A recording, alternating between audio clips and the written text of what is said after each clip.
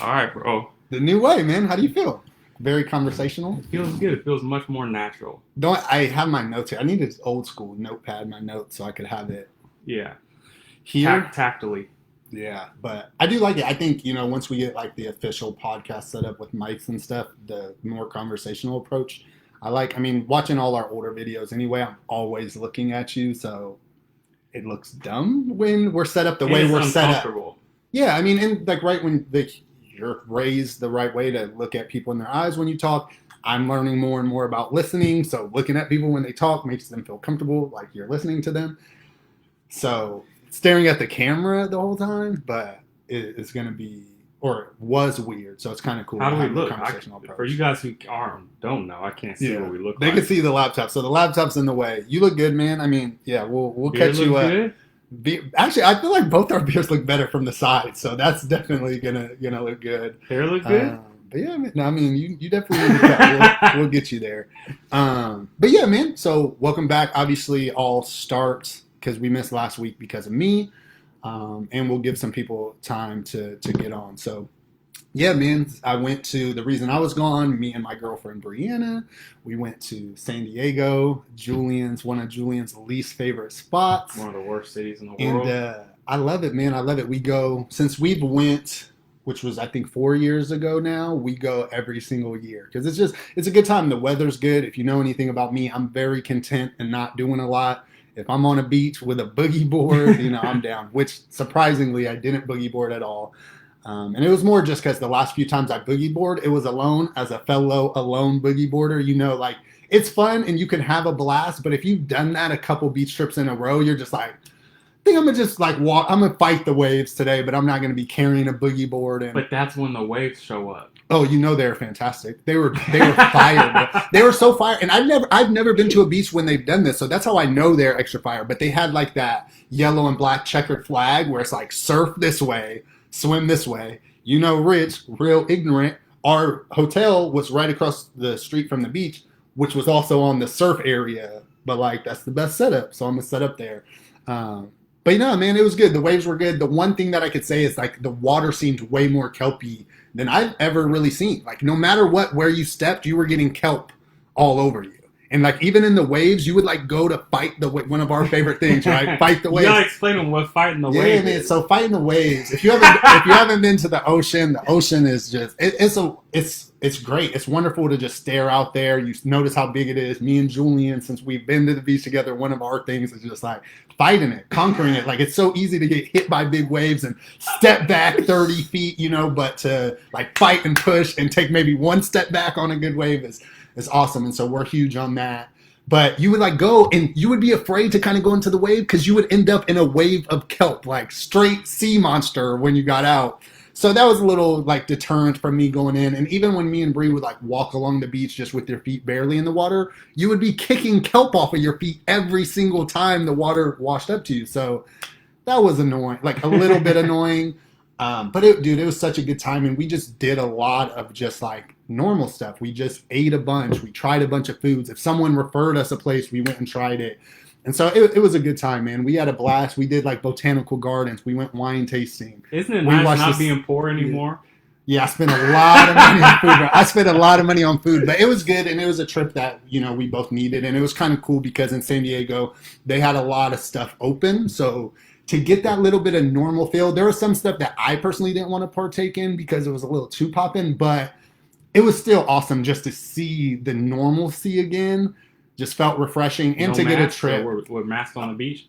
No, no, and that there was a very anti-mask sentiment out there, I would say, but people were still responsible. A lot of places you had to wear masks to get in, but then you could just be maskless and eat. And I did witness my first incident. I witnessed an incident out there, one of those anti-maskers tripping on people. Man, that all right, I could understand that sentiment, and I even felt this dude. He said a lot of good stuff. I was on his side until so he's mad. He shouldn't. He's like, I shouldn't have to wear a mask to order. When you sit down, you don't. You order at the front, so you're not ordering from a waitress, and then you go sit down, and everyone has their mask on.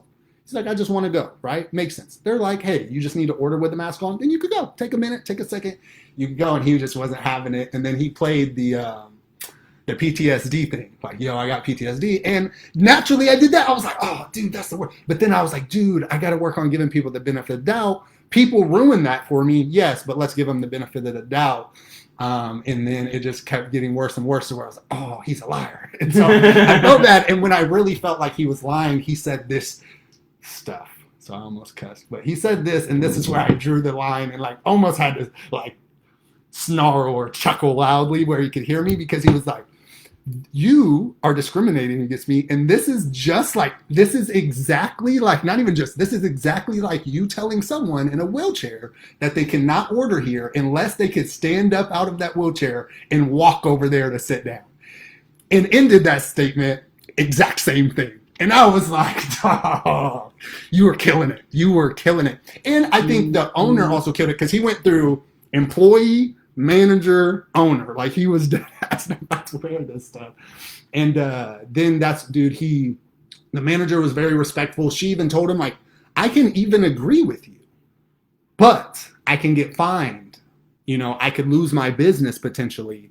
And that's where I have to draw the line. Like, I'm not telling you have to wear it while you eat or even talk to your family. I'm just saying, you have to wear it. And he kept taking the discrimination approach and eventually left. And then, like, when he was like, my family's already sitting down. You look over, they're clearly not mask wearers, because that was my other thought. What do you mean by, so what's a stereotypical non-mask wearer look like? Well, if you have PTSD from wearing a mask and you have 5 people there, one of them people who don't have PTSD could probably order for you.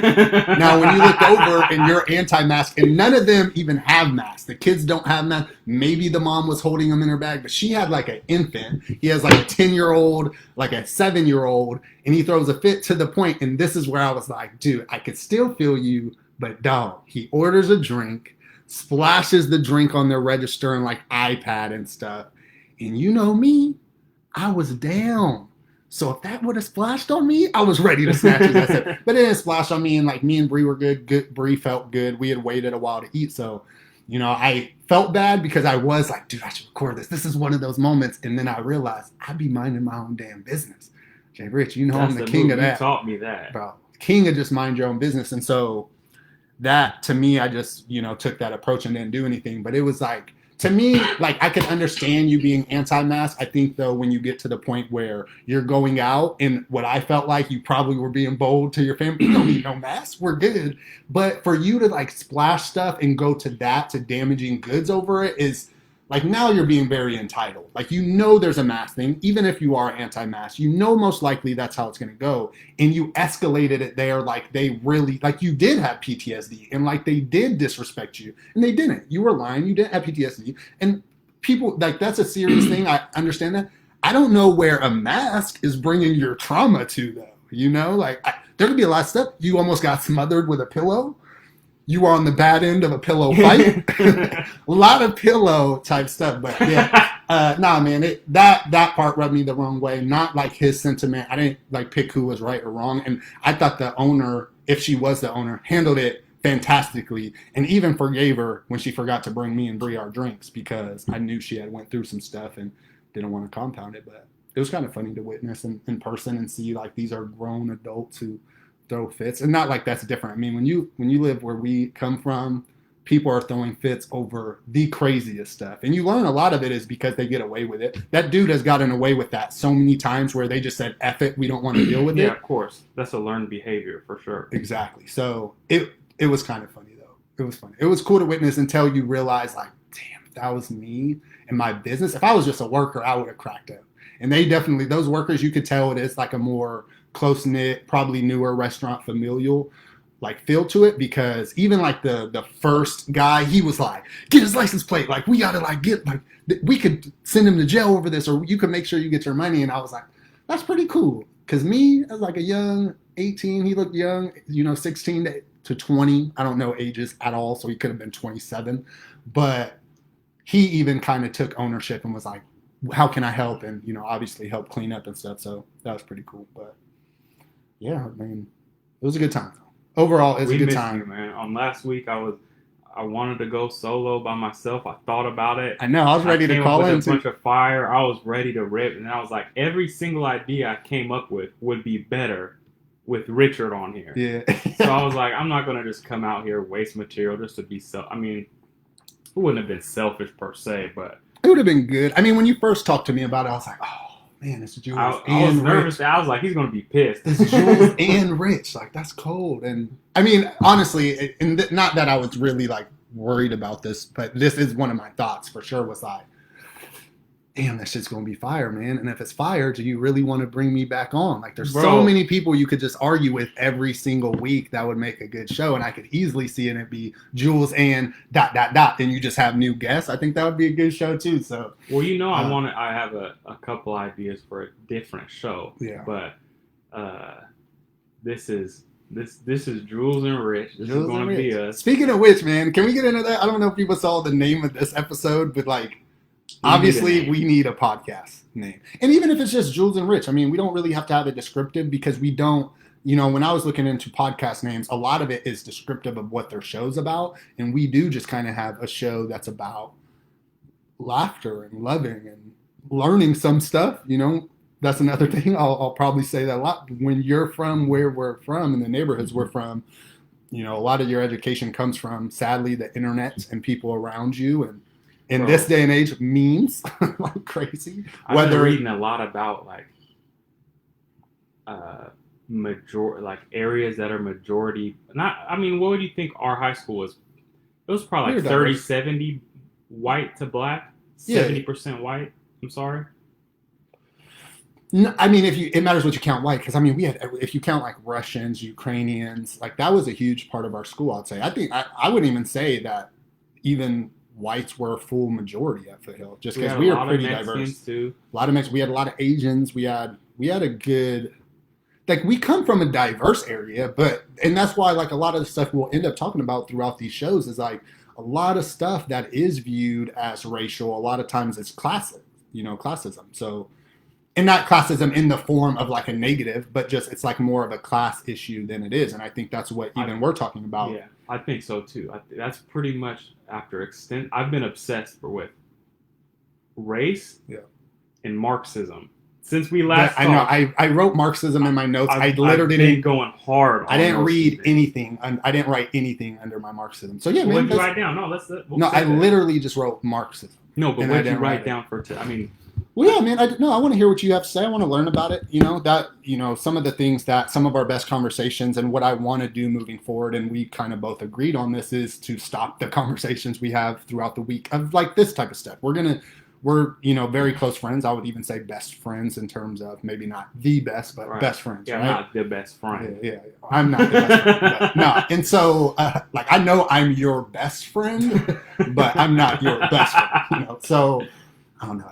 Snyder be holding shit down. Yeah, but Snyder's going to hold it down for us. He's got the reins. Not even that he's your best friend, because that's also true. But being the best friend, he kind of got that too, because that dude's he's a good dude, man. He's good people. Shout out to Alex, man. Definitely. But I want to clarify. I've been blessed with a great group of friends. He's not him, Dustin, you, RG, Derek, Robin. Remember my bachelor party? There was like 11 heads, bro. Like I couldn't.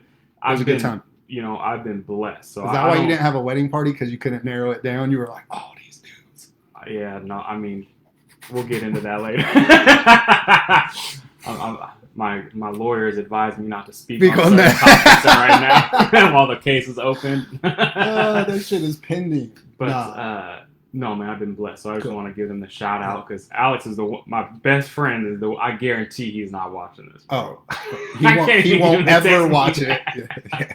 At all, yeah, for sure. But so you want to talk about what I want to talk about? Yeah, I want to talk about. Because we had a conversation. Let me turn this way a little bit. And like halfway through the conversation, I was like, "Bro, I'm not talking to you anymore." So I didn't know you were going that direction. If you guys didn't know, or you've been missing this week, the Los Angeles Lakers, won their 17th championship, man, and it feels fantastic. I know you don't care about sports. No, it's not that I don't care. I did not even know the NBA season had started. I thought COVID had ended it. It did. It ended at mid. They took a break for a while. They brought only teams that were close enough to make the playoffs for I think it was 8 games. So the Kings haven't even played in 6 months. Did they? No, they made it to the bubble. Okay. They were in the running still, so they made it. There was like 10 teams, so 8 teams make it into the finals. I think it was like 12 teams from the West and only 10 teams from the East could still make it. But super sad, the Phoenix Suns win 8 games, but because the other teams won the games they were supposed to, they didn't even end up making it. So they went 8-0 and didn't. It was like criminal almost. Like, why did you invite me here if that was a possibility? Yeah, that's just to use them for the other teams. But if teams would have lost, they would have made it. Like, they really lost by like 1 game or didn't make the playoff game by 1 game. But, dude, criminal. But yeah, man, the Lakers won.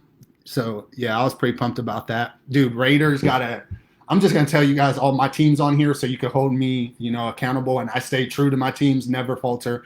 But Yankees lost in the playoffs. That was sad. They lost to the Rays, who are currently playing the Astros. And they better beat the Astros because it looks like the Astros are about to tie up the series today.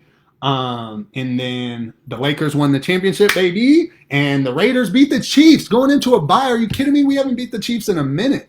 So we beat them. I'm looking up the Browns stats right now. If you want to talk about holding somebody down, Browns are actually good. They got a solid team. We play you guys soon too. So I'm looking for our standing. I think we're 2-3, 2-2. Is it only 2-2 or 2-3? Oh, we're 4-1. Yeah, I was about to say no. You guys have been doing solid. You guys have been doing something. Because you have Odell Beckham Jr. now too, right? So you guys got some players now. That's my cousin. That's my cousin. That's my kinfolk. Yeah, man. So, just wanted to talk about that. Lakers, dude, needed it. We got playoff Rondo out there doing his thing. Orlando, Dwight back. Like, dude, it felt good. It felt good, especially getting the Raider win earlier in the day. I had just got home. And then, Lakers getting that dub to seal it. I was talking to Julian about this earlier. Like, I almost brought some champagne. I was about to be in here drinking champagne. I wish you did. And my mom's here watching my kid so I could do this podcast. Yeah, one of my other kids not here. I'm surprised you didn't bring the. I'm not gonna bust you out, but the box in here. Surprised you didn't box. This was Cristal, bro. I'm surprised you didn't bring the box in here to pour up your port you were drinking. Port, bro.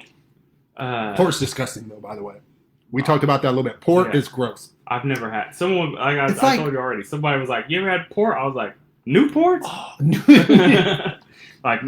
Like no port wine, it's like food wine or something. What was? Oh, that's when black people got reparations on the Chappelle show, and he was like, "Oh, you got this moving truck, so what you gonna do? Move your whole family out?" He was like, "Moving truck? These are cigarettes, or these is Newports." And that's where that came from, because right after that he does that, "I'm Rick," and pulls it. But yeah, man, them Newport 100s, Newport shorts. Which ones you? Bro, I don't smoke tobacco. You ever heard about Bum Delights? No. It's Camel Crushes. Because you could get menthol or regular. My brother told me that. I was crying. I was like, that makes sense, man. That's probably a bum favorite right there. I don't know how expensive they are. But yeah, man, just sports, doing well. Happy with that. I definitely need to research Marxism more because I don't know nothing. That's one thing I wanted to do better in this go around that I felt like last one I was like so wanted to be up there with you in terms of the education that I do feel like I talked not totally out of my ass. I feel like I do a good job of being like, oh, I don't really know. Just on your worst day, you're smarter than most of the people on Facebook. That's true, but I just don't. I feel like that's a low bar, though. And I think when you're trying to be the best you can be, you have to stop holding people to a standard that you see yourself at. And so I can't hold myself to that standard because that standard's trash, and I don't want to be.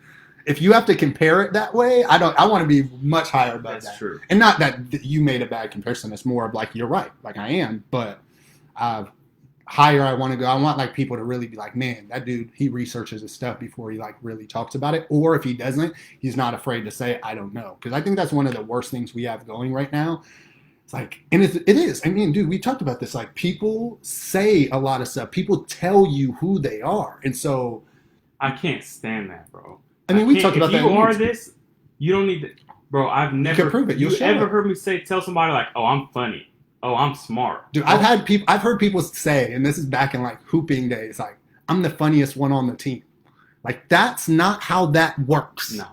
People give you those crowns. People tell you, like, and this is like, it's guy and girl out of relationships. You see that when they're out of relationships and they're like, it's all right. I could hold myself down because I'm this. And it's like, no, you're not. So that is the problem. And so when, you tell, like, I think that's what makes bringing this full circle is like what makes people afraid to say I don't know is because when people are wrong, they're so used to their words being who they are that like is a chink in their armor of who they think they are.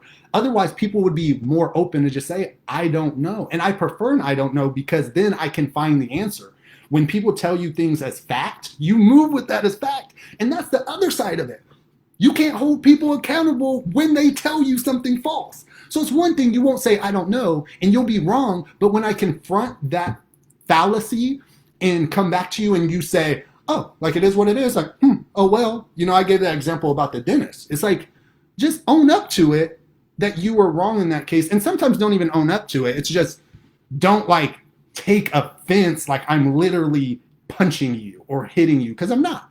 But when you are who you say, or when you are basing your person off of the words you say, you take more offense to people calling you out on your lies or questioning stuff you say that may not make the most sense. You take like mad offense to that, and you're like super, and dude, we talked about that. Like there's been a time where I had been getting super defensive in, I wouldn't even say arguments. It's just like disagreements. I would like get hot. I would like want to defend stuff. And you weren't telling me I'm wrong, or you weren't telling me, and not you per se, but even people, you're not telling me this is how I feel about you. It's just, that's how I feel about the statement you said. Mm-hmm. And if I'm not that statement, I shouldn't be taking offense to it, And so we'll get better, I think, as a people. And I hope, our show can help people get there better. I have little faith that we are on the right trajectory right now. I have little faith that things will get better before they get much worse. Yeah, I mean, I think that's, one of the things that I was thinking on my way over here based on a conversation we had about, at what point, I'll even bring this up so we could have this conversation, right? It's like, at what point is it not the government's job to teach us stuff, right? We talked about that, and we'll get into that about the stock market, and that was my question. We should dive, finish this thought, we'll dive into that, and so that opens this all up. It's right, it's like, where do we hold them? But then I thought about this at the gas station on my way over here. At one point, it was just pumps. You just pumped. And then people got lazy. They were like, I don't want to stand here for a minute and a half, 2 minutes. And so if you could put a lever that will auto click, or I could click and I could leave it there and I could get back in my car, which, by the way, if you didn't notice or know this, most fires actually start at gas stations because people get back in their car, get that static, and do it. They even did it on Mythbusters, and it is true. It can ignite a fire, the static. You know why mine always comes unclicked when I'm... It's the angle. It's the angle. I've had a car that did that too. But that's like, women typically start them, not because they don't know what they're doing. Women typically get back in their car, sit on cloth seats or whatever it is, get some type of static friction, go back and touch. That's sexist, but I'm not going to say. No, and that's why I pointed out. Like, it's not because they don't know what they're doing or anything like that most people go that way in sexism. Well, they haven't been pumping their own gas. And like, I'm not saying it that way, but I don't even want to. We're just having a conversation. I don't know if that was, but that kind of touches on a lot of things I've been thinking about. Like, in your opinion, can the truth be an ist? If you're speaking a pure fact, women start, let's just pretend, I don't know if that's a fact, let's just accept it as true. Oh, could that be feminist? If I say sexist, blacks are more violent than whites, is that race? If it's a fact, I'm not saying that is, I don't know, but like, is that racist? Or if I say Chinese are smarter than whites, is that like, do you think a objective truth can be discriminatory in itself? Depending, it matters, because you gave a good example that for me, it matters where those facts come from, right? Like if you say blacks are more violent, but they're being charged higher for violent crimes, and we're getting the violent numbers from charges, which is the case when you look at the FBA crime, it's based on charges, and not only charges, it's people who report them. And I don't know if you've ever been on Max Preps, black people don't be reporting stats. That's a fact. So if it's based on reported statistics, which the FBI is, then we have to have a deeper conversation. But going off of like, if just answering it's true. Yeah.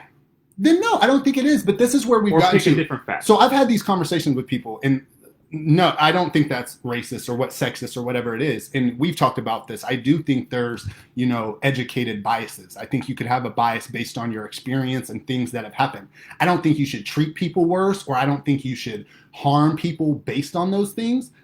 But if you watch yourself more, I think that does make sense. Like if I'm around older Asian women who, or if I'm almost in accidents all the time and it happens to be older Asian women and I'm next to older Asian women when I drive, am I racist because I drive a little more cautious there?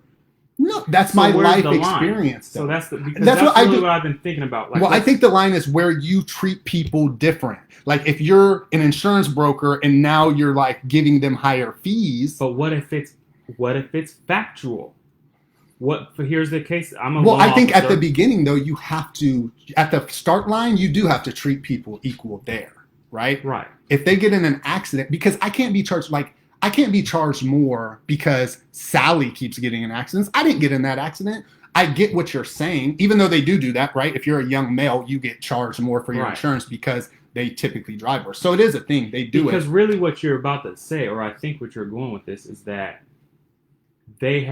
it's now become an identifier of who you are, right? Because because you couldn't charge her a higher rate for insurance unless you had identified her as that. Yeah.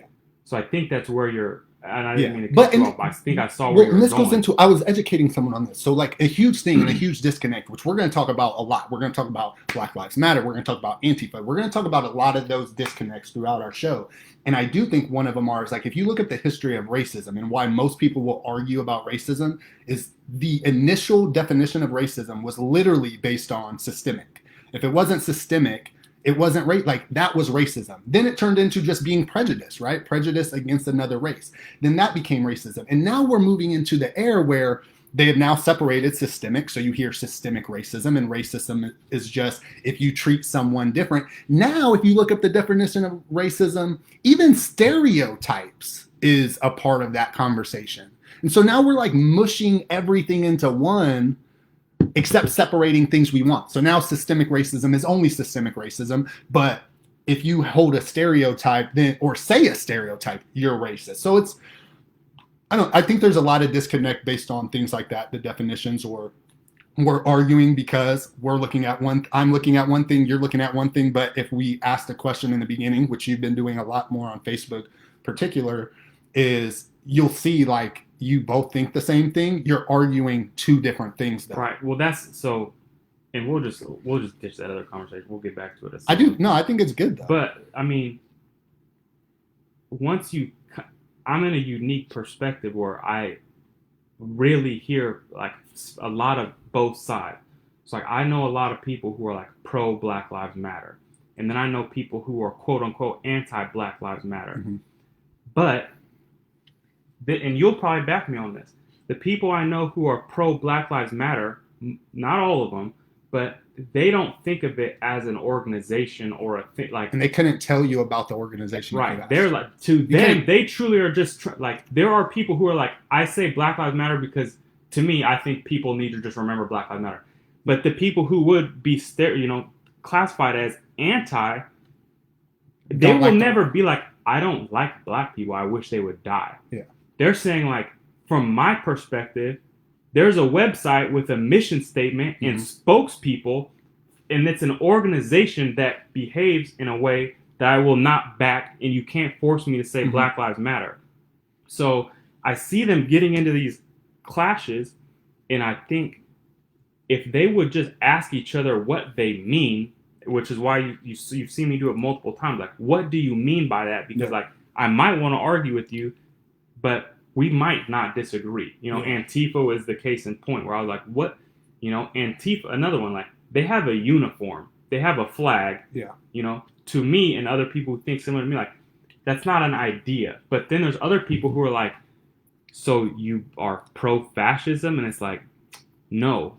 You see it from one perspective where it's people who say they don't like fascism. And that's the thing, too, is like a lot of those organizations aren't, like Black Lives Matter is probably more of an organization like you can follow now through my research than Antifa. Like Antifa literally doesn't have a leader. So you have to think there are the anarchist people of Antifa, and there's people who probably do have masks and probably do have the flags that are genuinely anti-fascist, and they believe they're doing the right things, and they're probably not destroying stuff or hitting people with poles or doing any of that, or they're probably not even flying up to Oregon. They're probably just chilling and believe that fascism, which most people do, is wrong. Well, that's the curious part about it. I'm conservative. I'm on all kinds of conservative websites. I'm on gun websites. I'm on, Patriot. I'm a members of forums. I won't lie. Like, you're a Proud Boy. I'm on the Proud Boys. Yeah. No, I'm not. I want to join. No, I've been researching. I have a duffel bag. But I don't know any fascists. I don't see posts of people who are like. I don't know any communists either, but the whole left is communist. Bro, I mean, if you read, this is what I'm saying. If you look at what Black Lives Matter people, spokespeople say, like, I've seen it come out of their mouth, like, I'm a classically trained Marxist. And I know. You could do that for far right people too. You definitely could. You could find some Charlottesville guy who says I'm a fascist. And that's what I mean. It's like if you go to the extreme, you could find it. But that's more evidence of what I'm saying, is that you have to ask because you don't know. Yeah. Because exactly just what you just said. Like, maybe when you see someone who claims to be a Proud Boy, you think they're a fascist, but you never ask them. And it's an easy solution to that problem. When that goes back to what we're saying is like, we've gotten to this point and now we've like surrendered too much, right? Like we've talked about this, like we are the dumbest on an individual level than we've ever been. Maybe not in terms of things that we can recite, but things that we can do. I would say, have you ever watched Are You Smarter Than a Fifth Grader? Yeah. I would say we're dumber on things you can recite as well. Even that. Just to your point. Even that, because it's such an easy thing to just Google it, find it. You don't need to save all of this stuff, but it also makes it to where like we are the dumbest version. And where that has come from is that everyone tells you the smartest thing is to go to someone who knows better than you. And so you do that. If you need your car fixed, you don't try to work on it yourself. You send it to a mechanic, whatever it is. You go out to dinner, you do all this stuff where you just give people that kind of over your life. And so now that's how we do our information too. We're like being taught things, or not even being taught. We're just being told things and we go with that. One of the biggest things you were super mad about our conversation that we talked about was that we've all worked with really bad coworkers. We've worked in high fields, me and you, people in general. I've probably never talked to someone who hasn't talked shit about a coworker. And like, we know that you can be in a field and be really bad at your job. A perfect example of this is when I worked landscaping, they used to let me tie up the back of the trucks. And I used to think like, these are people I drive behind every day and they have no idea what they're doing. No idea. I had no idea. I was just tying stuff. I dropped many of bushes and burlaps. I did a bunch of that. And it's crazy that now is like how, like, listen to the scientist. Like, he must know. Or he's the shitty coworker. Yeah. So I shouldn't just take their words as fact just because they're in this place of power. And I think that's the weird thing between both sides, just keeping it political, is like we have both sides who are like, listen to authority, but also F authority in other realms, right? Like we have conservatives who are super pro cops, right? Right. We would say the left are anti-cops right now. Let's just use it just that a way. General, right? And one's like, they're the authority, listen to them, like they can't ever be wrong, even though they're wrong a lot. Then we have, let's do vice versa. Then you have science, right? Conservatives are typically going to pay attention to most stuff there. I would say maybe anti-climate change and stuff like that. But then it's like, well, just listen to the scientists. Just listen to them only. Or sorry, vice versa, liberal scientists. Right. So just listen to the scientists. They have to be right. Listen to them. It's like, or they're that shitty scientist. And almost anything, you could look at anti-vax versus vax. You could look at climate change versus anti-climate change. You could look at flat earth versus sphere earth. And you could find literal scientists, people who got degrees, people who are killers in their field on both sides. Even flat scientists go to the flat earth convention. Like, when is that? They probably not doing it because the flat earthers don't believe in COVID, bro. Anti-mask, yeah. Probably diseases aren't even real to them. But like that, so it's weird that we do have this, like, we need to listen to authority, but we're getting that way where that's where you get your information. Like, think how many times we used to mess around with people when we researched flat earth. And they were like, you are the dumbest person that has ever talked to them, but they can't tell you any reason why it's sphere. Never. I could tell you more reasons why it's sphere because I do believe, based on my research, that it is sphere. But I could argue with someone who knows nothing about it being flat. Prove to me that the earth is round. Dude, they'd have to be smart. it's crazy because, and that's the thing, when you start telling people facts, they'll like, dude, when we were talking, we used to tell people all the time, up until like 2012, there literally wasn't like, you couldn't find a picture of the earth on the internet. It was composites placed together. And you would tell people, they'd be like, nope, then why? And it's like, no, this is fact. You can look this up. NASA says this. And so it's crazy, dude. It's crazy. I mean, and we talk about this, and hopefully we'll stop talking about this type of stuff and talk about it more here. But it's like the CDC and the WHO and like all these people who are supposed to be these geniuses we follow. And that's my favorite part about COVID, by the way. If you don't know that about me, like the CDC and the WHO and the NIH, like they're a joke. They've been a joke. There's way too much conflict of interest in what they do. And that's my favorite part about COVID is it is making the CDC look dumb. It's making the WHO look dumb. It's making the NIH look dumb. That's my favorite. The worst part is they look terrible and they look really, really dumb. And somehow we're still going to get forced vaccinated with this vaccine, which is crazy when they show. You better not. When they show that they can do it. Look, if they can't do it without aluminum adjuvants, there's no way that thing's touching me. And we'll get into that. My knowledge on aluminum adjuvants and the lack of safety studies is through the roof. We'll have a conversation because that's where I do think vaccines can be safe. I think there's good vaccines that are safe. But dude, aluminum adjuvants, terrible. There's literally not a real safety study that says they're healthy.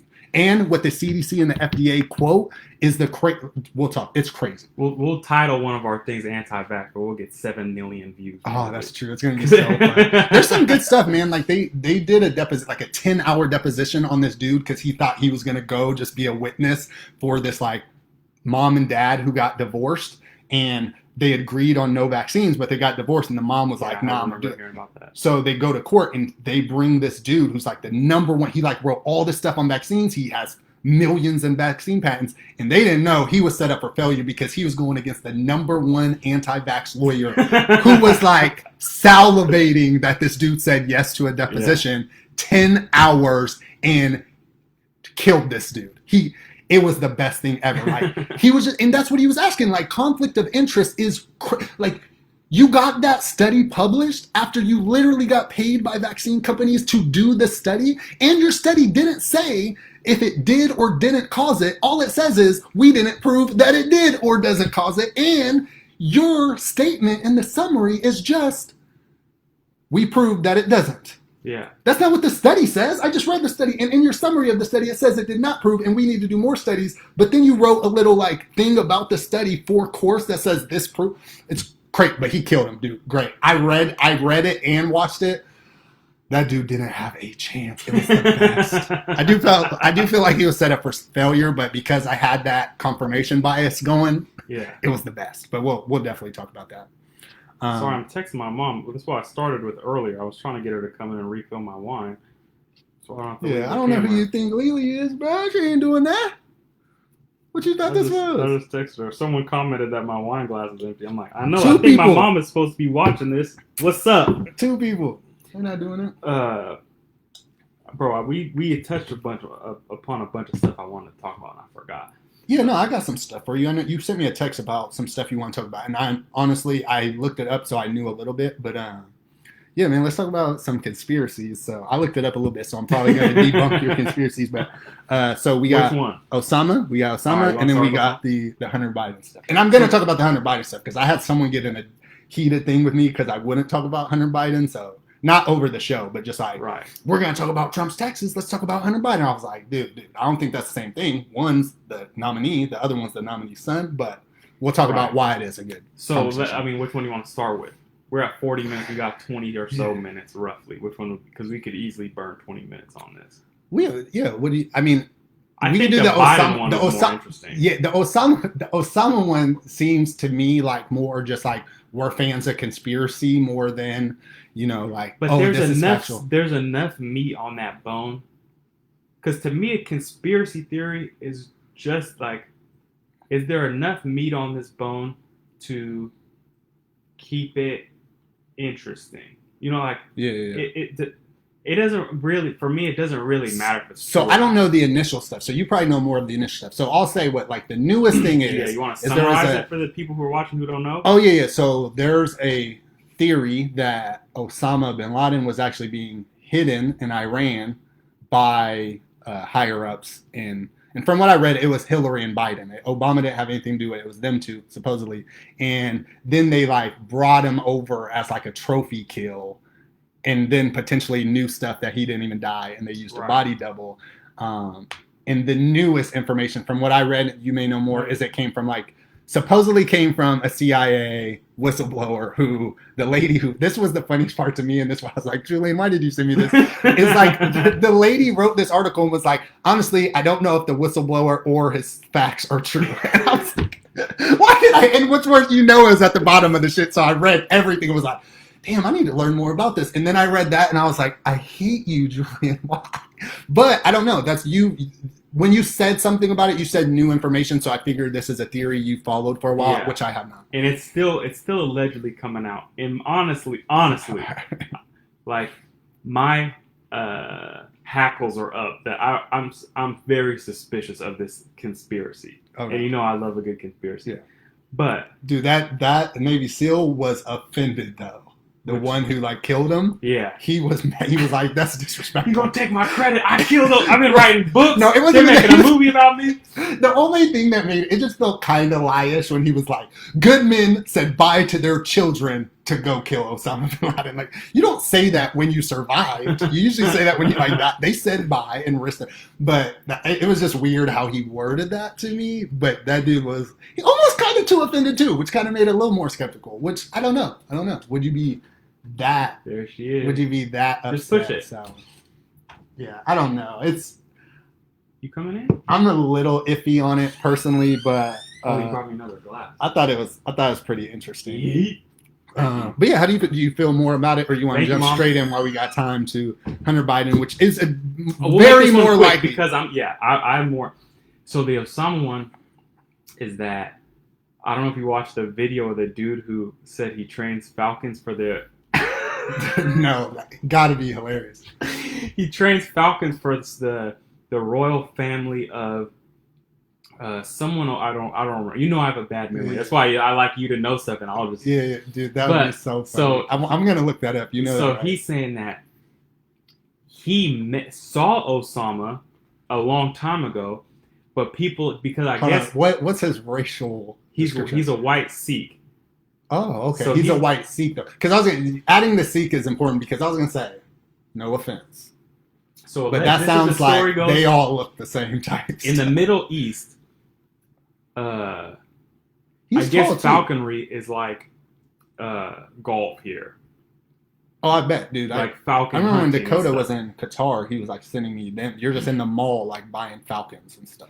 So allegedly, if you're that would be like being the number one golf trainer in the world. You're I helped Donald Trump on his swing. I know Bill Gates. You come into contact with people that participate. So his story goes that they had dang near adopted him. They wanted to lock him down. You're our guy, this and that.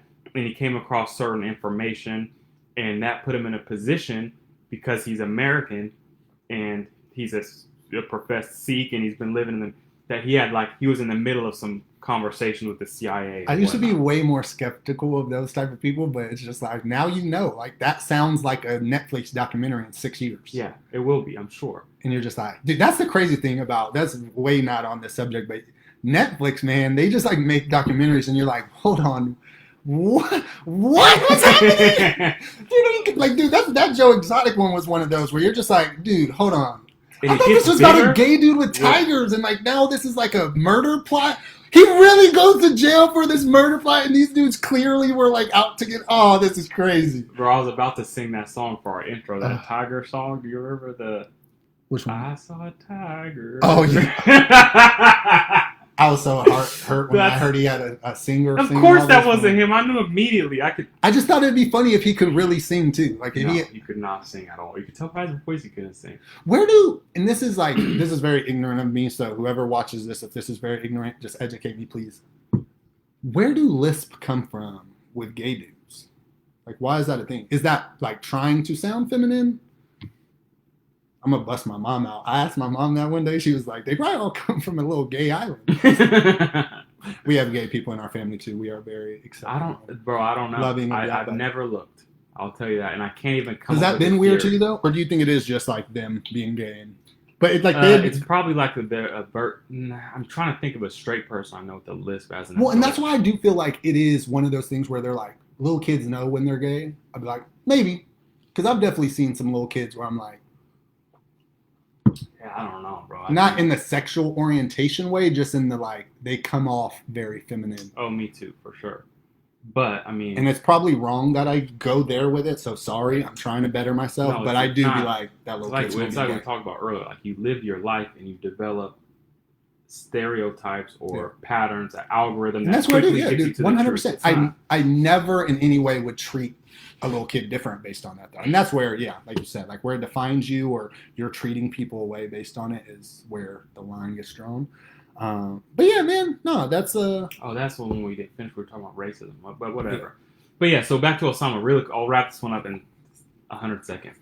So apparently people in that circle had known Osama got put in Iran and they knew that the CIA knew because they had people that they knew on the inside. So the story goes that the CIA knew he was in Iran. They kept up this farce of a hunt for him in all these other places. While they remember when it was a big deal. There was a pallet of cash they sent to Iran. It was like $2 billion cash, and then they closed the Iran deal in whatever year, and it was like $150 billion. And it was like a really big deal. Yeah, just so to they're make sure, trying this all together. I researched that, and we gave them their own money back. Probably, maybe. Yeah. But I don't know why we gave them their money back, which it sounds like that was like to make the Iran deal. But when I researched that, and that's like on like Snopes and stuff where it was like, we paid them money. It was like, no, it was an agreement to make the Iran deal to give them the money that we had been holding. So right. So, but yeah, the theory is just tying all these strings together. Lastly, it's always rubbed me the wrong way that they threw his body into the ocean. Yeah, that always rubbed me the wrong way from the first day. And this is what we were talking about, just like taking information and being like, that's above me, because that's like I read they do that, like that's the thing they do. So I was like, all right, bury him at sea, cool. From what this Sikh said, and I know it's not the same, but he lived in the Middle East for a long time. He said that the Quran says you can't throw a Muslim in the ocean. So it would have been mad disrespectful if we did. So yeah. He says that you bury a Muslim, their head facing. Well, is that for Muslims to do though? Because I mean, if you're a Muslim, you bury a Muslim, or is it just that's how a Muslim gets buried? Because if you're not Muslim, there are excuses that they didn't want to disrespect him by carrying his body all around, showing it off. Oh, was that what it was? Oh, I didn't know what it was. To be honest, I don't know what the thinking was behind it. They didn't want to like inflame terrorists by holding his body up or whatever. So they throw it in the ocean, which is, I guess it's in the Quran. They like you bury them with their head facing. What's it called? Where do the Muslims go all the time? This is how bad my memory is. I was just reading about this. It's like their holy place. You bury them where they pray. Mecca. Yeah, gotcha. So he's like, so you bury them head towards right. Mecca. So like you would never. That. Yeah, that is the thing, right? Like in Muslim, you have to like always know where the Mecca is. That's anyway, a crazy thing. Not crazy in terms of like like wild. Like that's and it was just it's a lot of odd little things. But the more so that's just one and so he says he has documents and that the CIA whistleblower you're talking about allegedly has documents. They've been turned into Congress. They're going to that's what I want to know more. Trickle out. But that's kind of like the Hunter Biden stuff. It's like I need the rest that comes with it. Yeah, this one's in process, and I'll tell you right now, if I was a gambling man, I would gamble that it ends up turning into nothing. Personally, I think because a conspiracy theorist, when you're balls deep into it, you can pull a conspiracy. Yeah, it's like weaving a basket. Well, especially now, dude, because no one knows anything. That's why I'm super into conspiracies and will like read anyone. Is because we really don't know anything, and so it's because super it takes fun. one lie, bro. It's like if you're, let's pretend you have a girlfriend, neither of us, and she like every day she goes to the salon or the gym or whatever, and then one day you show up to the gym and she's not there. Now it's like, bruh, everything was a lie. Yeah, now you're like, bro, what about that time she woke up and said she was so? And then now you can, you can weave a story hella quick. Seriously though, yeah. So same thing. Like once you find out, like, oh, the government sold crack to people and no one cares about it. Dude, and they said it was a conspiracy. Yeah, COINTELPRO.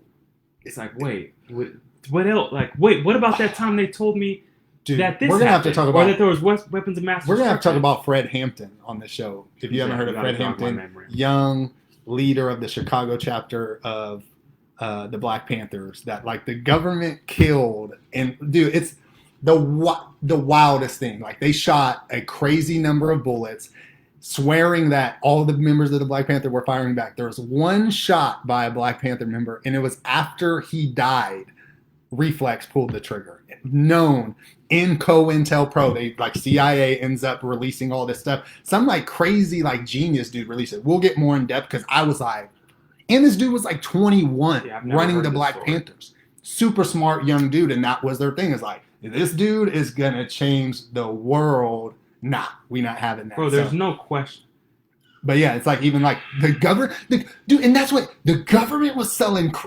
You think the government's trying to hold Black people down that bad? They were selling crack to. I don't think it was. I think they were trying to make money. Personally, I mean, that's not. I don't think that's a fact. Yeah, that they were making money too. But yeah. But the point, like, once you open your eyes, because bro, how many people like how many people would have to be in on it to keep that a secret? Like, bro, it is a fact they did it before. Yeah. So if they can, and not that many people would have to like. Dude, you shut up about your $15 an hour dollar a day job or hour a job. You think these people aren't shutting up for a couple thousand, let alone a couple mils? Bro, and that brings me into what we're about to, the Biden thing. This is the trippy part. So, do you want to explain the quick backstory? I'm sure you remember, or I'll give the real highlights. You can just give the highlights. So, Hunter Biden, energy commissioner for a company called Burisma in Ukraine. He makes like the story I read was $50,000 a month. Others say $800,000 a year. Whatever. No history in any of that. Doesn't speak Ukrainian. Doesn't have any history in. Doesn't have any history with Ukraine to U.S. Nothing. So but they put him on his job and they pay him money. Yep. Already kind of sketchy. Not to me, but yeah. It's kind of sketchy. People. Not to me, because I'm putting all my people. I mean, Jared Kushner has a crazy clearance he shouldn't have, but.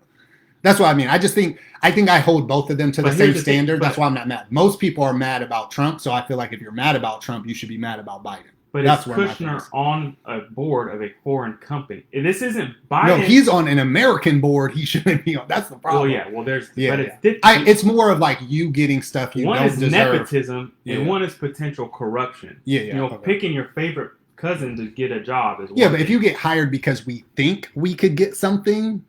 I'm not holding Biden to that. Just because and this is the thing. We're talking about, if you don't know this about Biden, this is nothing. Great. He's overcame this.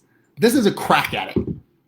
You think a crack lying ass dude, like we know normally meth crack addicts to be, you think that dude isn't out there lying? Like, I'm going to get you something, but then we'll get into the new information. So here's this is where, because I think it's sketchy. Like, I don't think it's sketchy to Biden personally, just because I know how drug addicts are. So, I mean, him lying to get some shit isn't that big to me. But then we'll keep going. So they allegedly found he took his laptop in to get worked on, and maybe in a crack-headed state he forgot. I don't know the story. There's some iffy shit here, and I'll tell you my iffy stuff with this. I'm saying allegedly on everything because information still coming in. This is what we have now. Yeah. That's the story. He brought it in and never came and claimed it. Even though they called him a shit ton of times, and he has sketchy shit in there. Just guilt? He just wanted to get out. You think he just wanted to put himself out of his pain? Maybe in this. All right. Or he got an argument with his dad, like, here, Pop. So he did that, and so the real detrimental email was an email from a guy, a high-up Ukraine guy in Burisma, who's like, thank you for that meeting with your dad, or thank you for the chance. This is also, I want to say this verbiage because this kind of hit me away too. Thank you for the chance or the invitation to meet your dad. Much appreciated, that type of thing. And so that's where it comes in. Like, Joe Biden said he had no idea, like didn't have anything to do with his son's thing. And if you met a representative from Burisma, that looks a little different, right? It looks like you do have something to do with it. I mean, there's other stuff, right? He supposedly got $3.5 million sent to him from a oligarch's Russia, the wife? mayor of Leningrad the big Moscow. I'm sorry, the mayor of Moscow's widowed wife. Yeah, Allegedly paid $3.5 million. Not him, but his investment company. Right. Which makes it a little more like, I feel like that's what investment companies do already. But you're also Joe Biden's son, so it adds to it. And well, that's what, that was my argument. It's so you go. Where do we not be able to hold Joe Biden accountable for his son maybe saying that? Like if Hunter Biden goes out and is like, I got you. Like, do you know who my dad is? Like, does Joe Biden get punished for that? Is that where we have to hold it? Here's the quote. Thank you for inviting me to D.C. and giving an opportunity to meet your father and spend some time together. Yeah.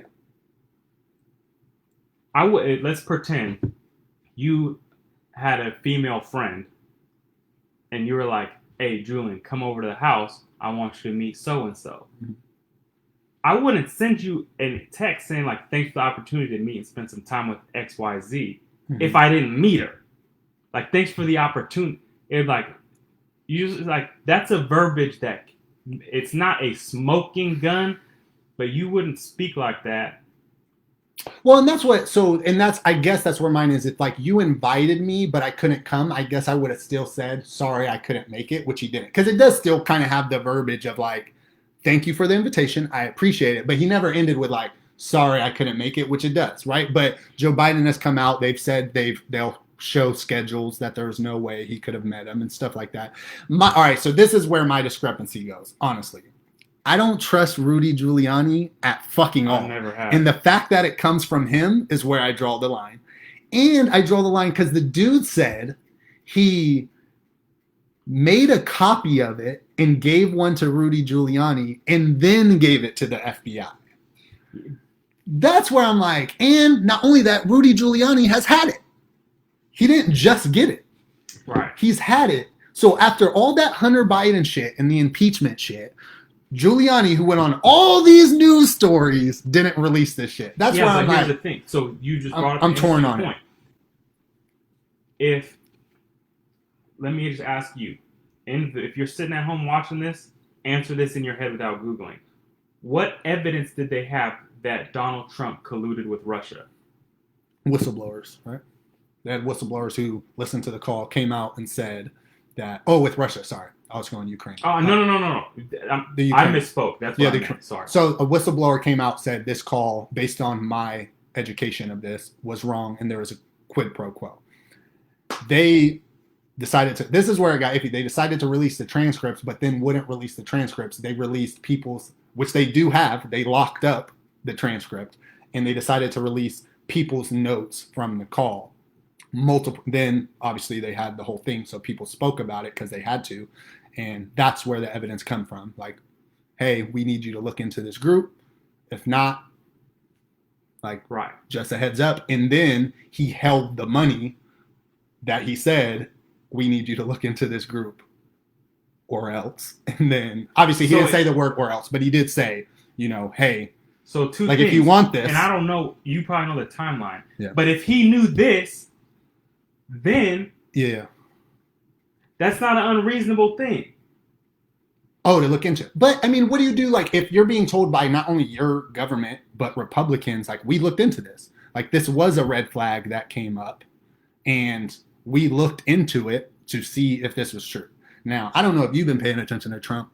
That dude don't be holding shit in. So if Trump knew about it, we would have knew about it. So that's where I do that. And Giuliani too. Giuliani be releasing hella shit too. That's where I'm skeptical. But that it's more back to my question. It's like, if he did it, that is wrong. If Biden really met with him, which before the time, according to this timeline, he met with them before he started pushing that guy out of whoever that guy who was running Ukraine. He started pushing that guy out of Ukraine. Right.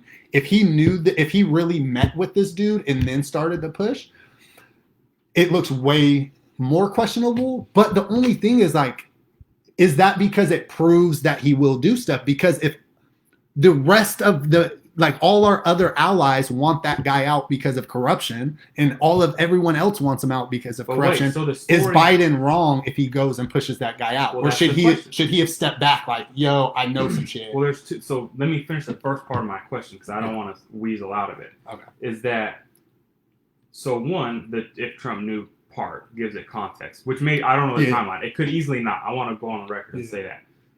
But if the standard of evidence to impeach a president is other people saying something happened, would this not meet that standard of if a person in another country saying what they said? Yeah, but if our government has already investigated it, which they have, then what do you want? You want them to investigate it again?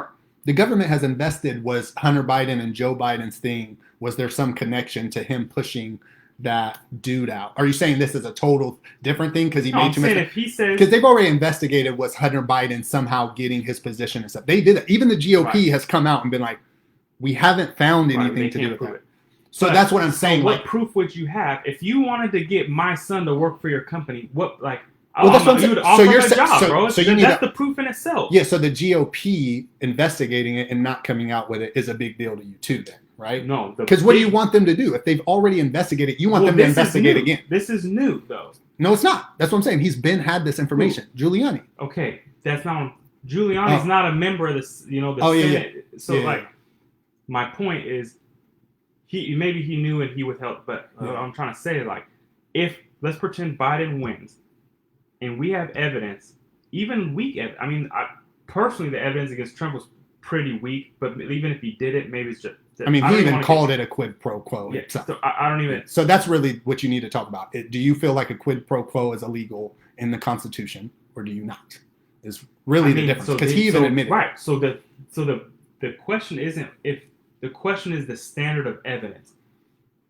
What if we have correspondence saying that someone is making money and introduced him to a person who's on a board in Burisma, and then a year later fires their version of a district attorney who's investigating it?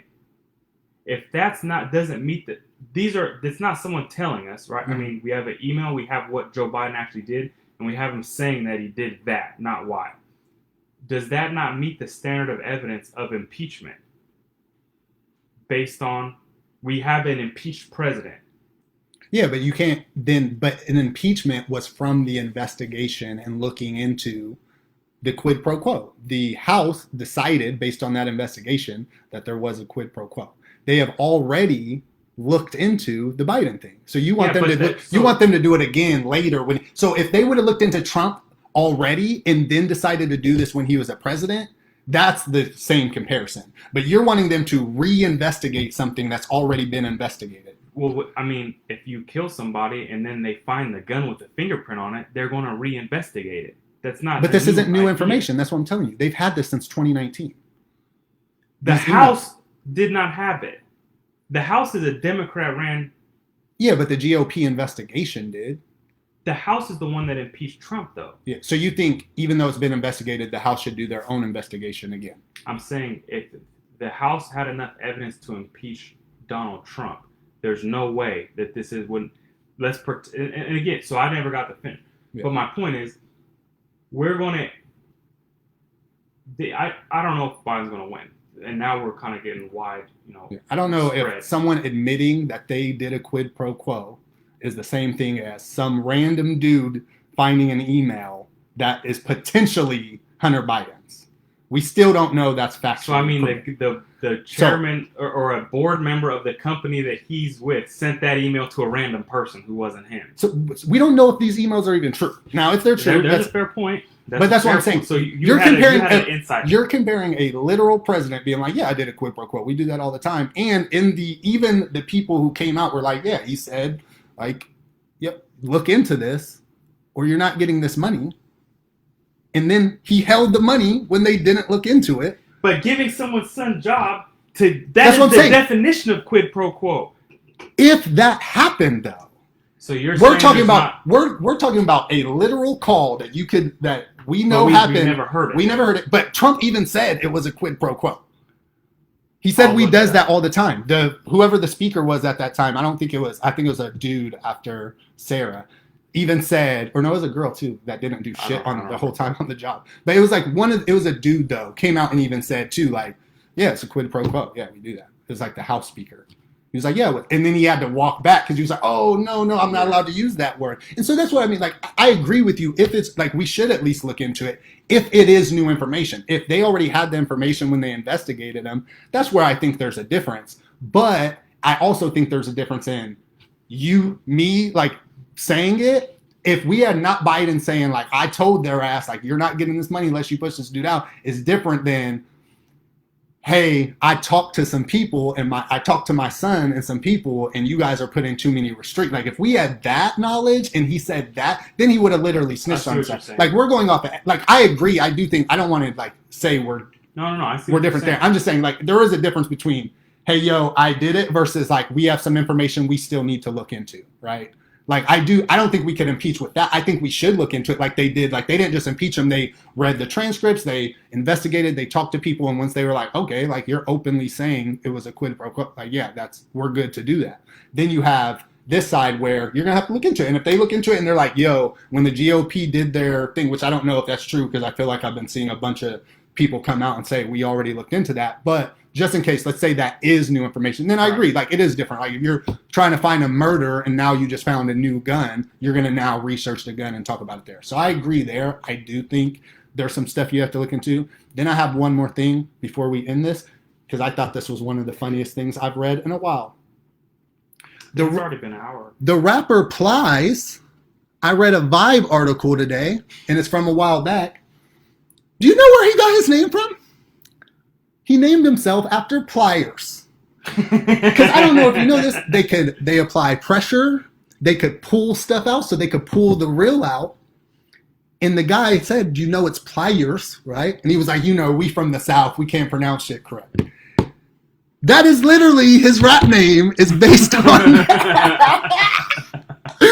There was no way I was making it through this show without saying that. I thought that was the funniest thing, dude.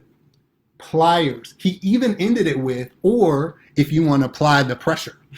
I never heard Not applies. Ply. Bro, what? But that's what his Plies rap hasn't been hot in 10 years though. Where's this coming from? Someone posted was like, hey, I just want everybody to know if you didn't know where Plies got his rap name from. This is why. This is where.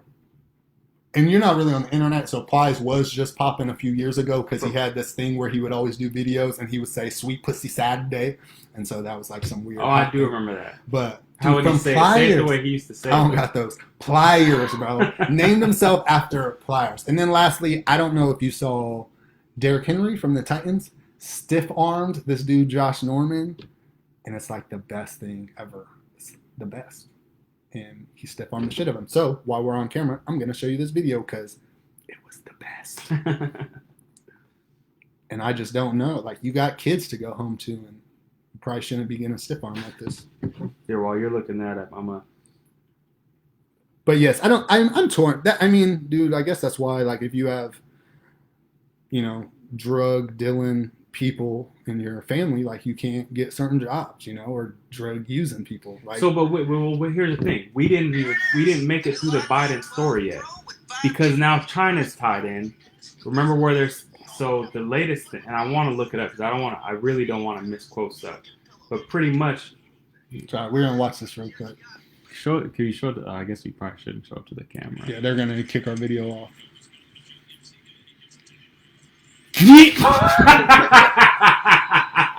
Why did he toss him like that? Dude, I hope they threw that flag on his ass, bro. That was so disrespectful. Hopefully they show this shit again in slow motion. This was the best, dude. I was crying. Bro, laughing. He threw him like a little baby boy. And you know they made so many memes of him just in the air doing random break dancing, laying on a park bench. Did they do that one where he's flying through the outer space? Oh, they had to have. Yeah. They had to have. It was so funny.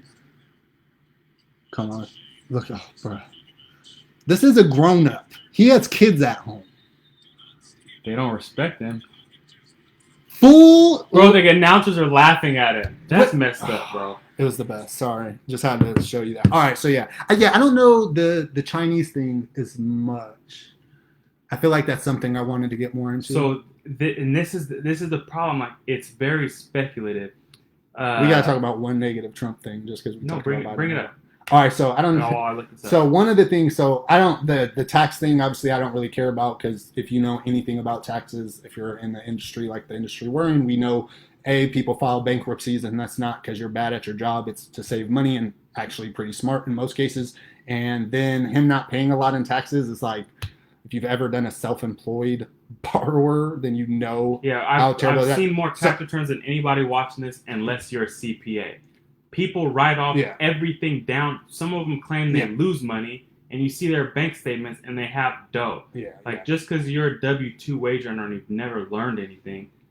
Yeah. Like, so nothing is that. But I'll give him some lumps though, because I mean, the one negative though. So this is where he gets it. He looks like he was trying to avoid the gift tax, and he had Ivanka, who was the manager and like co-chair of the company at the time. She was the manager of a project, and then to like give her money, he also paid her 700 and I think it was 25, maybe it's 52. It was like those two numbers, I'm pretty sure, or 747 or something. It was like something around 750. It gave her 750 as also a consultant, but she already was running the project, but also got consultant money, which it seems like to avoid a tax. That was the one thing that I had heard about where I was like, okay, he's going to get in trouble for that. Do I think you should do jail time? No. I think there's something we need to touch base there. I do think it's crazy how you could be a hedge fund runner and steal millions and get less time than a dude who steals a Snicker bar. Like, we got to do some stuff there. You impacted way more lives than the dude who stole from. Really, I think you should get if you steal from corporations like on that level, you really shouldn't be getting jail time. You should be getting slapped on the wrist. But I do think in that same case, I don't think they should go to jail for it. I don't even think that should be some type of evasion. I think you should just pay the fine. Like, pay the fine plus the money and the taxes that you would have had to pay, and then you're fine, man. I don't care that much. I just feel like we're at this point now where we're canceling everyone so much, and everyone has to be like torn down to the weirdest pay all the time. And I just don't feel like we're there. I do feel like second chances are a thing we need to make normal again. I think, people make mistakes, and if we're all held to our worst mistakes, then we're all going to get canceled. And let's do better, man. Let's be forgiving. Let's understand people are the worst and are going to do the worst possible things. And then also that is like, dude, I'm putting my homies on, man. I'm sorry. Like, I got people in my family that definitely have no criteria for the jobs I would give them, but I would give the homies job. Now, I'm probably a little smarter and I'd keep some people away, but I could definitely see people that I know and family I know even that would take a huge advantage. And if I had to pay for all of my family stuff, in particular a brother of mine, if I had to pay for all of those, that would suck. But if I decided to meet with someone, well, let me add this last piece because we didn't get into it. So I keep looking at these things. Blah, blah, blah, blah. The chairman changed the deal after we met in Miami to much more lasting and lucrative agreement. To me, holding 50% owned by me and 50% owned by him, implying his dad. Consulting fees is one piece of this, blah, blah, blah. But then what makes it odd is that the Chinese person negotiating it says that they will pay him $10 million annually for introductions alone. Oh, but that one was like, that was just them saying that, right? Like, we didn't have any. They didn't. No. When I read that, they never talked about they actually met. No. But they're offering it. And then there's also the Ukraine thing, which looks like. Well, this is in 2017, so there's more details to come. Yeah. But that's what I'm waiting. So this circles all the way back to the beginning. This is how people get bought. Yeah. Even if he didn't, that.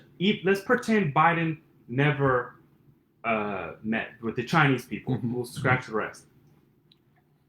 They can ruin his career already, just off of this. If the beast that is China, if they have his son talking about like, oh, this sounds good, we'll take consulting fees, blah blah blah. Even if they never met, they can ruin him. So then, this is why like you watch spy movies and like. Then they get in, and then it's like, well, bro, like, we want our money now, or we're going to just chew you, like, or we're just going to chew you up. Like, and then Biden will be like, well, listen, like, I can give this because it's the classic, this is what happens in the CIA with Contra Costa, or the Iran Contra, which was the Coke. Like, I can pay these people or I can throw these people a bone to keep myself in here because I can do more good than the bad that's over here. That's how people get bought. Yeah. So if you could think that this could not be used to corrupt him, I think you're missing the point. Because undoubtedly, if your son is getting paid millions for this stuff and he's obviously a slacker, that's a weakness that could be exposed. Mm-hmm. Obviously, I already don't like Biden. And I know there's going to be arguments the other direction saying something else. But, like, to me, I already wasn't going to vote for Biden. I'll tell you all of that right now. Yes. But this is just another layer of, like, bro, like, on top of him not having any actual policies and this and that, like, now he's showing that, like, he's corruptible or he's got chinks in his armor. Like, he just seems weak. Like, that's a weak-ass move, or that's a weak move. Like, he seems weak because of his son. Can we at least admit that? He seems weak because of his son. He seems weak because he's weak, period. But why? I mean, you have to have other reasons for that, right? Not because of this. I mean, because that's more based on his son. Yeah, no. So, I mean, because he's 78 years old. When I watch him speak, he has no policies. In my opinion, he's degraded blacks on multiple accounts, especially someone like me who doesn't agree with what he's saying. And he says, you're not black if you don't vote for me.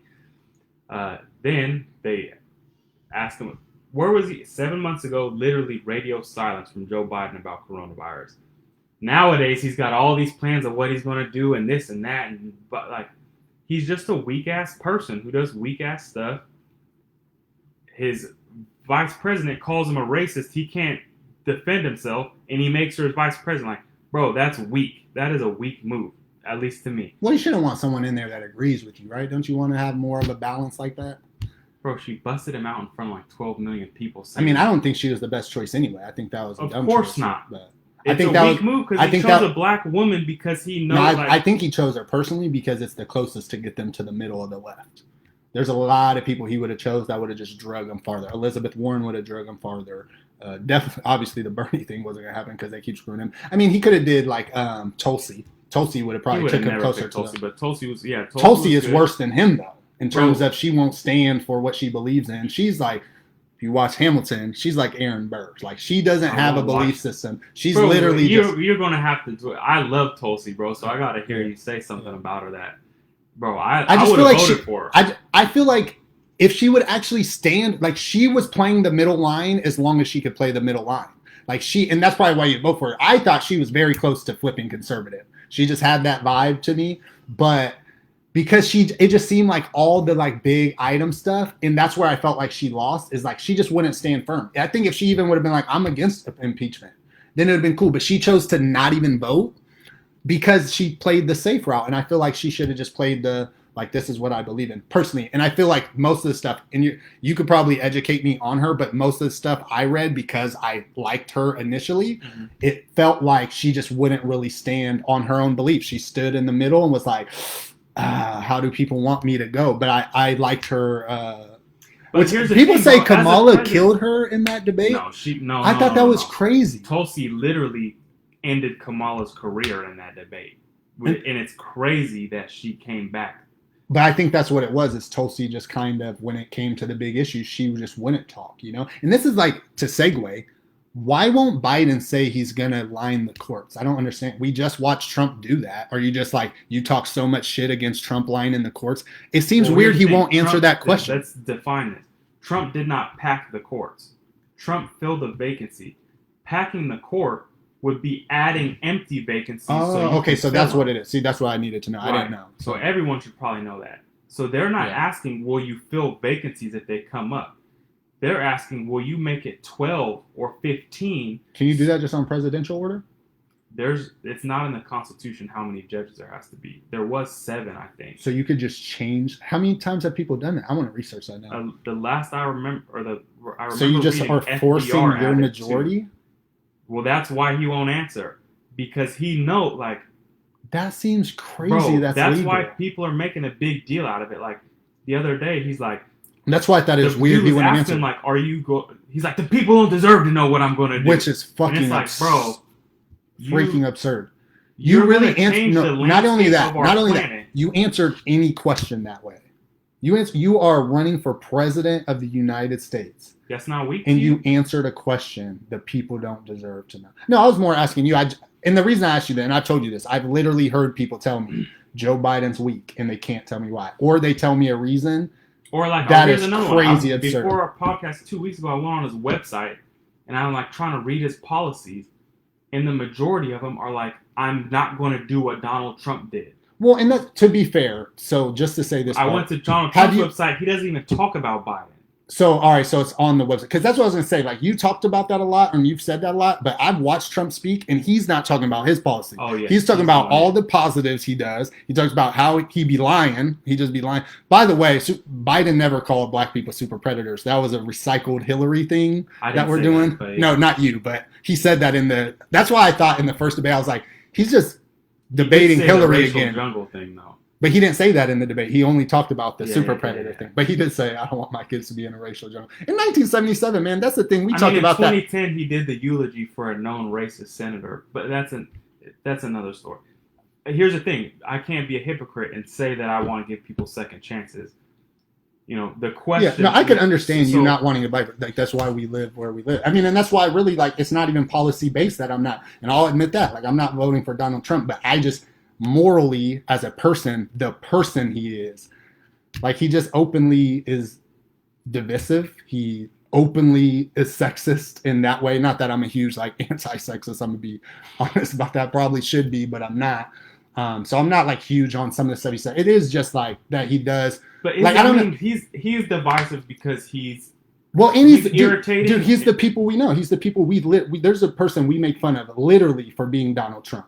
Except that he's not running as president. When you listen to him talk, if you tell me he's not the person I'm talking about, in terms of his just lying, everything is like the highest version. Is like, dude, I'm watching a dude we talk about be president right now. And so for me, that's where I stand. But I've openly said that to people. I do feel like not voting for him, my livelihood will be lesser. And that's, you know, a point I'm at personally, a crossroad I'm at personally, where that's kind of based on the decision I'll make more money if Biden wins. I truly believe I'll get rich if Biden wins. But is that because of your knowledge of stocks and stuff, or is it based on... because I mark my words, he's going to force some kind of like black affirmative action housing thing. I'm going to get loans, bro. All right, last thing. Sorry, we're hella far in a minute 21. Dude, I wrote this down. So this is a thing that I wrote down first before even Marxism, but it's now moved it far down my list. We'll talk Marxism next. I saw a comment. Someone said they wanted to... Yeah, Dakota said he wanted to... Because we were going to talk about this one, so it's not Marxism.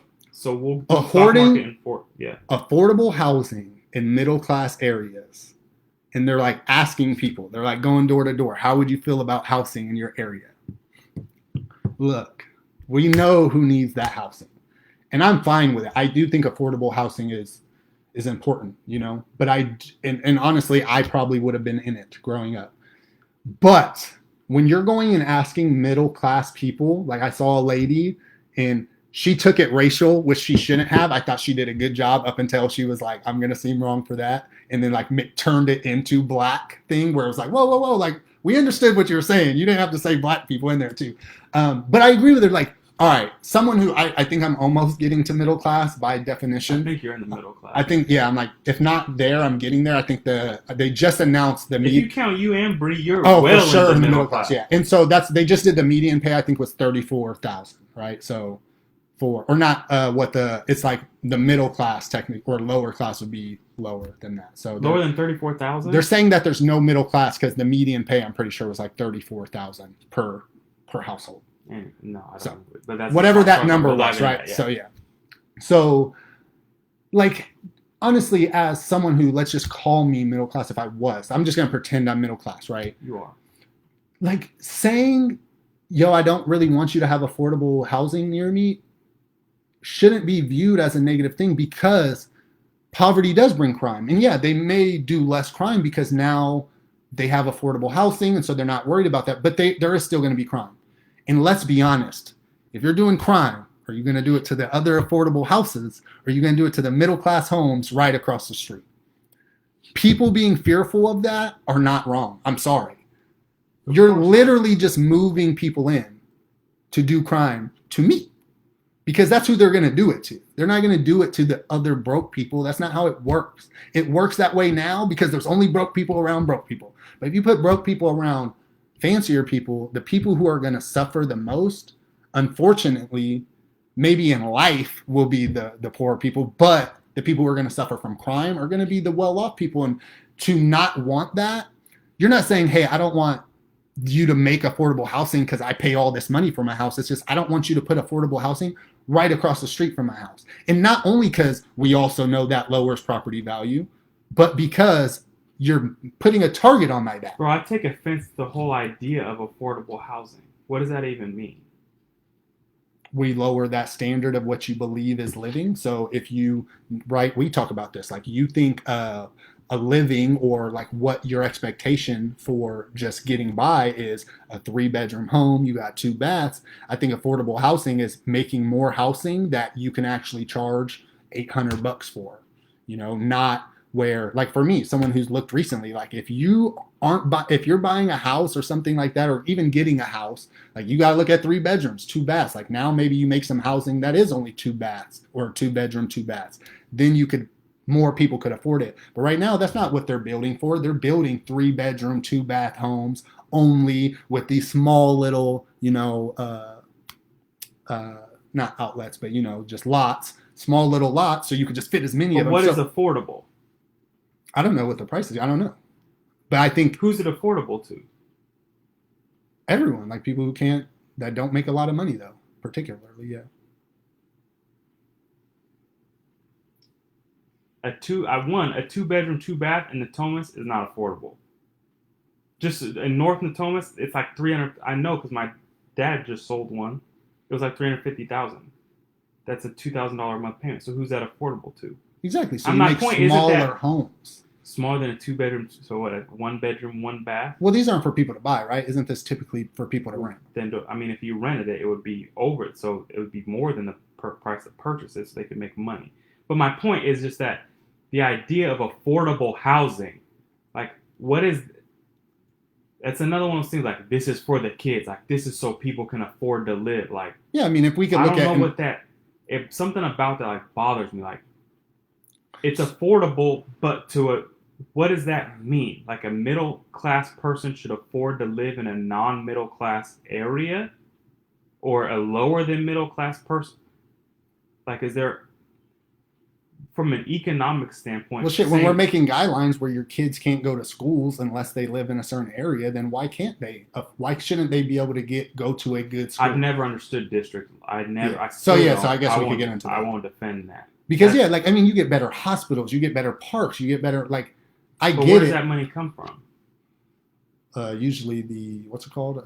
Property taxes? Property taxes or Melrose. Yeah. So it's not free. So, yeah.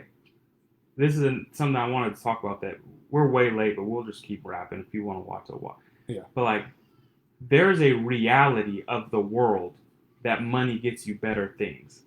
Yeah, I think that's where people want that type of stuff because they don't think that should be the case, right? You shouldn't be able to get out of a charge because you have money. Well, maybe not. But if I pay more money, should my kids not get to go to a better school? If you pay more money for the school, not for your home. But they're paying more in taxes.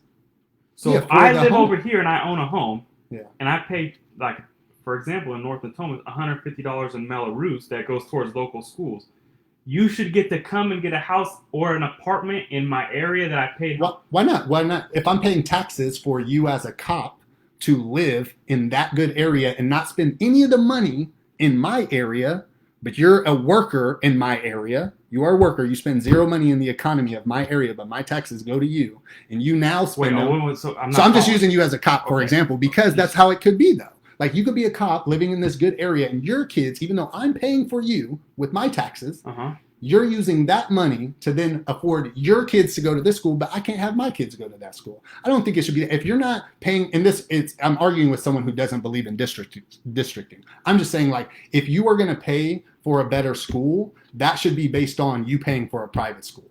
It shouldn't be based on... Well, then take away my Melrose and I'll send my kids to a private school.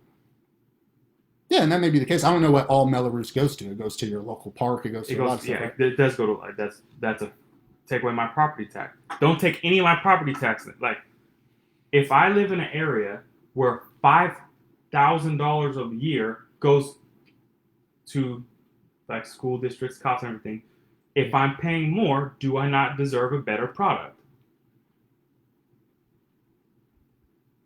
Babe, what if you work in a place that's not heavily policed, though? You're paying money to police. So, for I'm instance, saying, let's no, just you use... keep saying work. I'm saying I pay property taxes where I live. Yeah. If I pay more property tax, should I not get a better service? Yeah, that's why you got all the parks. You have good sidewalks. You have that. But why So does if that you're equal a school? I don't understand district. Okay, cool. But yeah, I mean, yeah, you should have all these parks, all that stuff. Cool. But if we're talking about a renter, if I rent your home, I'm not paying your Melrose, right? That's my point. So why So would anyone say... I could rent your house and get all the same things. Yeah, but you would be... I'm not going to... If I pay $2,000 a month to live here, I'm not going to rent it to you for $1,500. I'm going to rent it to you for $2,200. So you're paying my Melrose so your kid can go to my school, and you're giving me $200. So that's what... So, but then... The difference is if I have to rent it to you, or I have to build this complex so you can pay $1,100, then that's the problem. Like, you want to get in on something I have to pay for no money. But think about it. Someone's paying that Melrose. Just because it's not the person, why can't they? Like, there's affordable housing so that they can get those perks. Yeah, but someone's paying them. But that's why it's affordable. Like if I just... For example, people rent houses to Section 8. And then they get benefits to do it. Yeah. Well, I'm just saying, like, for instance, like, let's say I rent you a home so that you could get all this stuff, right? And I chose to not make money on it because you're my boy. I want to take care of you, right? Right. And now you get all these perks. Is that wrong? Is that wrong that you can now send your family to this good school? Or you're just like, well, shit, I knew someone. You got... Right. So you got a network. We're talking about there's a reality. Well, this is the government doing. But I'm talking about a philosophical. This is a philosophical idea, and then you. Well, that's where I draw the lines. It's like it's schooling and stuff, and that's where you already disagree with it. So there's not really anywhere to go. But all the other stuff you're saying. So this is what just going to the cop thing. Going to the cop thing. Well, I like to use that because you do. You're right. You pay taxes. You do all this to do cops. Most likely, you're in a non-heavy populated cop area. But what you are paying for also, and what you do a lot of, is school and healthcare stuff and all this stuff that you're also getting. Whereas in this side, we're paying heavily for cops and not as much. And those same cops aren't spending money in our economy, so we're not getting a lot of stuff here. But we're paying the majority of our money to cops who police here, who don't give back to the economy, and less money to these shitty schools because that's how property taxes are set up. Is this supposed to be Folsom and this is North Highlands? Yeah, perfect. You think more cops spend more energy in Folsom than North Highlands? No, they spend more energy in North Highlands than Folsom. That's what I'm saying. Then they're getting their monies. I don't understand. Yeah, but then they're going and spending their money in Folsom. But they're not, so it's not going into the North Highlands economy, even though that's where they make all their money. They're paying for their hamburger, and they're eating their hamburger. They don't get the profit for the hamburger. If anyone would be mad, I'm paying for cops who don't arrest anybody here. Yeah, but you're not paying for as many cops. That's why you have good schools and shit, too. This area is paying for a lot more cops and has worse schools. And really, most of the cops are because you over-police these areas. So here's another question, though, bro.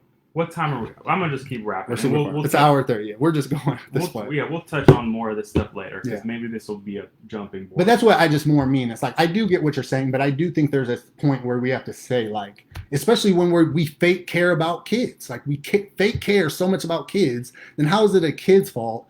And now they can't have a good park. Well, why don't we have the voucher system? Why? I mean, Republicans have been trying to get a voucher system for 20 years. And Democrats won't give it to us. I don't even know what that is. So that's where instead of, I lived in 95842, they give my money to Foothill High, more specifically Los Rios. That's why I have to go to that district. I'm not saying that's the district that you're talking about. Yeah. But I live there. They give my money to that school for me to go there. Why couldn't I take that money and go to a private school? It's the same amount of money. In fact, it's less. Yeah. So why not? I agree. I don't know. There has to be a reason for it. Because I'll tell you 100. You can look it up. There's some people that couldn't travel far enough, so they'd have to stay at the school they're going to, and not enough money would go to those shitty schools. So then let them die. It's a free market. But the argument... The problem is, though, you have to go to school. If you don't go to school, your parents could go to jail for truancy. Well, so worst case, you go to a weak school you were going to go to anyway. Yeah, I mean, if that's the case, but now there's Shouldn't less money you be able to go to whatever school matches your aptitude? Absolutely. If you're dumb, you should go to a school that teaches dumb people. I agree. 100% agree. There's no question. Yeah.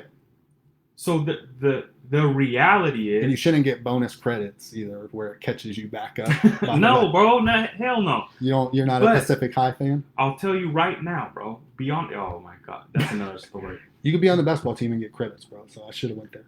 If you are a Democrat and you're running, I would like to see the facts. I would bet 90% of people in the teachers union vote Democrat. So you're not going to piss off a huge constituency and people who have even more leverage than the actual members. Because when the teachers union comes out and says this person's against kids, what happens? So there's no other logical explanation to be against waivers. Kids, like I said, there should be schools for dumb people. There should be schools for smart people. You should take a test, and the government will pay you to go wherever you want. Yeah, that's the thing, though, too, I think we're at that point now where it makes a lot more sense than it did because, not to act like the system was so crazily fucked, but it was. I mean, they did grimy stuff. And so what would they have done to the system by calling certain people dumb who may not have been dumb? Do you think we should have been able to test out of it? How do you think that what do you mean? Specifically, because Well, I just more mean, if we're back in Jim Crow time. All right, but we're not. Yeah. Well, that's what I was saying. Right now, it makes a lot more sense than it did even in the 90s when you had your most high politicians calling black kids super predators and other politicians saying they didn't want their kids to be in a racial. But that's why it's not. That's why you should be skeptical of these. Do you think that people who call your kids super predators in a racial jungle are trying? Think of they're the ones saying we don't want this program. Why? That's they don't abide. I mean, that's a whole different subject we could get into. Is that they don't have to follow the guidelines that they put in place? Of course not. But they push it on you to get votes. So yeah, I agree. Back to the districting thing. We should get a waiver. I should get $20,000 a year to send no. But instead, I pay my taxes here and I pay to send him to private school. And there's a lot of people who make a lot more money than me doing the same thing. So then that's just free money. I never even claim it. Yeah. I don't know. That's the conversation I wanted to have earlier because that bothers me. That's up there with Social Security. We're sending kids to schools that either they're too smart for or they're too dumb for, and we're curious why no one's coming out alive.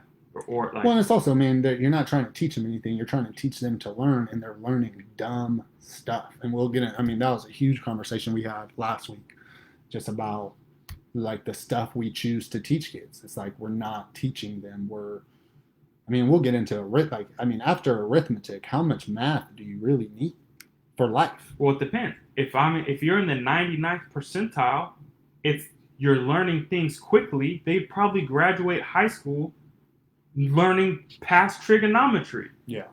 But if you're in the 50th percentile, you're going to know algebra. And we're not going to keep doing there's a reality to the way this could and should work that's being ignored, and the children that everyone loves so much are paying the price. So teachers can make more money and hire more admin and are we ever going to talk about how much teachers make because they don't work the whole year? We'll save that, bro. That needs to be dropped because these people don't know how much money they're making per hour. Oh, that's going to be... Well, they do a bunch of stuff and they buy some.